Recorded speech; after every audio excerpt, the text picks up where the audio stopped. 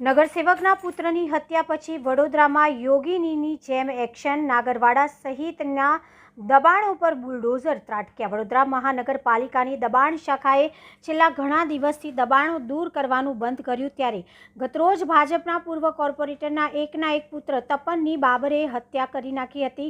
લુખ્ખા અને સામાજિક તત્વો દ્વારા બેફામ બની વિસ્તારમાં દહેશત ફેલાવવાનું કામ કરવામાં આવ્યું હતું, ત્યારે પાલિકા તંત્રએ પોલીસને સાથે રાખી મંગળવારે સાંજે ડમ્પર, જેસીબી સહિતના સાધનો લઈ નાગરવાડા, મચ્છીપીટ વિસ્તાર અને તાંદલજામાં કાર્યવાહી કરી હતી। મુખ્ય માર્ગ પર દબાણો દૂર કરવામાં આવ્યા હતા। સંવેદનશીલ વિસ્તારમાં દબાણો દૂર કરવાની કામગીરીમાં કારેલીબાગ પોલીસે બંદોબસ્ત પૂરો પાડ્યો હતો।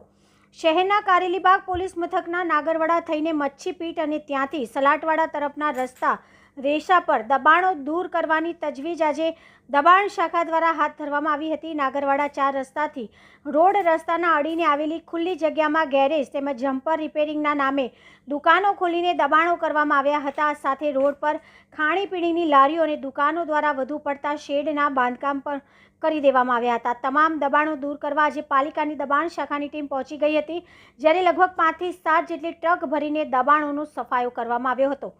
સંવેદનશીલ વિસ્તારમાં દબાણની કામગીરી માટે કારેલીબાગ પોલીસે ખડે પગે બંદોબસ્ત પૂરો પાડ્યો હતો। આ સાથે વહીવટી વોર્ડ 7ના અધિકારીઓ પણ હાજર રહ્યા હતા।